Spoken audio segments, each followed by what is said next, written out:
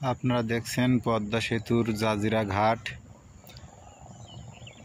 এখানে অন্যান্য লঞ্চ কিংবা জাহাজ খুব কমই আসে।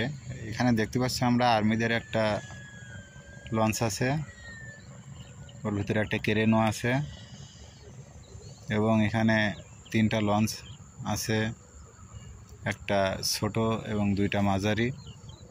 ইমার্জেন্সি কোনো সমস্যা হলে এখান থেকে সেখানে চলে যায়। এই সাইডে ওই সামনে আর একটা ঘাট দেখছি, চর পড়ে গেছে।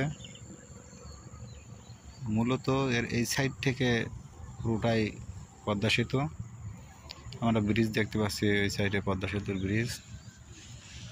আর এই যে ফাঁকা মরুভূমি, সামনে আছে ক্যান্টনমেন্ট।